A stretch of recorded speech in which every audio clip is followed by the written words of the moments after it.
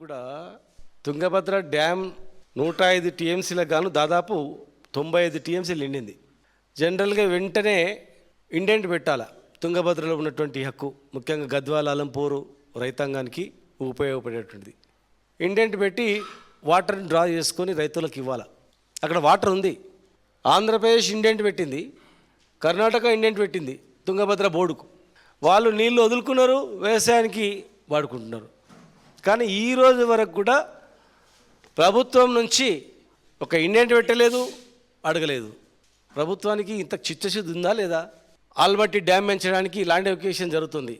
ఒక్క land acquisition 5 మీటర్లు పెంచడానికి 1,00,000 కోట్లు క్యాబినెట్ ఆమోదం తెలిపింది. ల్యాండ్ ఎక్విజిషన్ స్టార్ట్ అవుతుంది అక్కడ.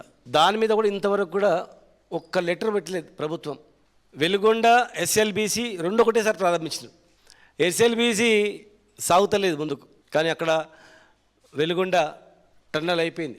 వరద లేని సమయంలో వెలుగొండ ప్రాజెక్టు నల్లమల సాగర్ సంబంధించినటువంటి టన్నల్ రేపు ఓపెనింగ్ పెట్టుకునంటే ఈ ప్రభుత్వం మరి ఏం చేస్తున్నట్లా, ఏం జరుగుతుందో కూడా తెలుస్తలేదు వాళ్ళకు.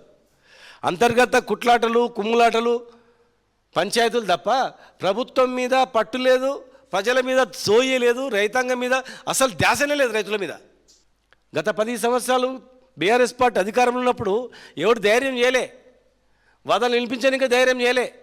ఏకంగా వాళ్ళు లెటర్లు రాస్తారు తెలంగాణకు 25% ఇవ్వనని, దయదాచిన మీద. నిజంగా ఇట్లా మేము కింద ఉండి వాళ్ళు పైన ఉంటే సుక్క నీళ్ళు ఇవ్వకుండ్రి, ముప్పు తిప్పలు పెడుతుండ్రి. మేము ఎంత పెద్ద మనసుతోన మా వాటా మాకు కావాలి, మీ వాటా మీరు తీసుకోండి అని చెప్తే ఇవాళ ఇంత పెద్ద రాద్ధాంతం చేస్తూ ఉన్నారు. రేవంత్ రెడ్డి గారికి ఈ రాష్ట్ర రైతాంగం పట్ల చిత్తశుద్ధి లేదు. ఆయన పాలమూరు బిడ్డ అయినప్పటికీ కూడా పాలమూరులో ప్రవహిస్తున్న కృష్ణానది కానీ తుంగభద్ర నది పైన కానీ అవగాహన లేదు. మహబూబ్నగర్ జిల్లా అనేది చాలా పేద జిల్లా, ఆకలి జిల్లా, వలసల జిల్లా. సుమారు ఒక 15 లక్షల మంది మహబూబ్నగర్ జిల్లా నుంచి ఇతర ప్రాంతాలకు, ఇతర రాష్ట్రాలకు, ఇతర దేశాలకు కూడా వలసపోయేది. కేసీఆర్ గారు ముఖ్యమంత్రి పదవి చేపట్టిన తర్వాత సుమారు ఒక 10,000 కోట్ల రూపాయలు ఖర్చు చేసి ఈ కల్వకుర్తి ఏదైతే కృష్ణానది పైన ఉన్నటువంటి ప్రాజెక్టులకు సుమారు ఒక 8 లక్షల ఎకరాలకు సాగునీరు ఇవ్వడం జరిగిందనే విషయాన్ని తెలియజేస్తూ ఉన్నాను.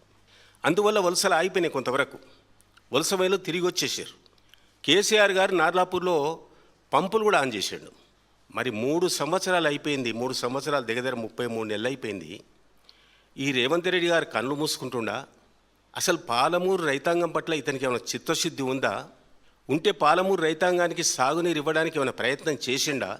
ఈ 33 నెలల్లో 3 బడ్జెట్లు ప్రవేశపెట్టినప్పుడు కూడా